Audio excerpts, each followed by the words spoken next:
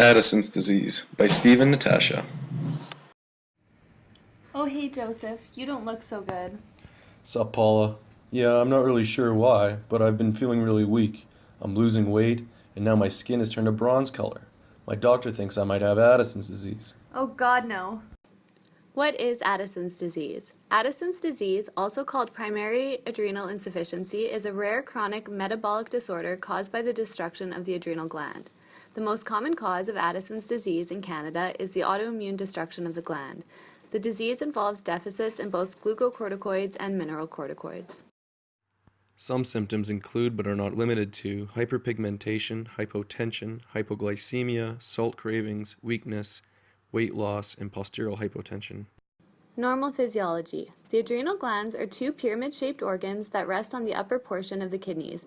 Each adrenal gland consists of an inner adrenal medulla and an outer adrenal cortex. We will be concentrating on the adrenal cortex for Addison's disease. The function of the adrenal cortex is to synthesize over 24 steroid hormones, collectively called corticosteroids.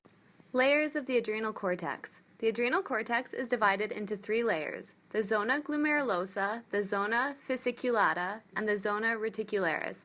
Each layer produces its own set of hormones and functions to maintain homeostasis in the body. The outside zona glomerulosa produces mineralocorticoids, the most abundant one being aldosterone. The function of this layer is to regulate electrolyte concentrations in the ECF. Aldosterone stimulates sodium reabsorption and causes potassium secretion into the kidney tubules. The middle zona fasciculata produces glucocorticoids, the main one being cortisol, which influences the energy metabolism of most body cells and helps the body reduce stressors. The inner zona reticularis produces gonadocorticoids, which are adrenal sex hormones that play a role in the female libido, development of pubic hair, and act as a source of estrogen after menopause.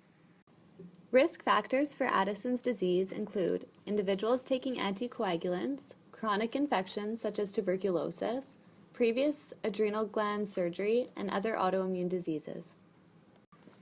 Aldosterone negative feedback loop.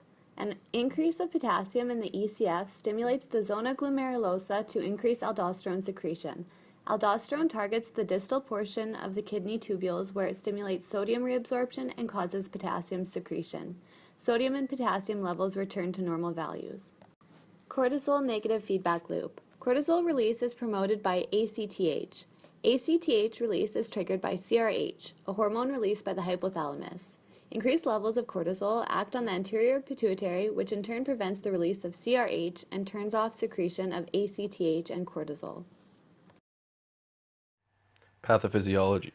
The pathophysiology of Addison's disease results from the destruction of the different layers of the adrenal cortex, which results in different hormonal insufficiencies. The destruction of the zona glomerulosa causes aldosterone production to decrease.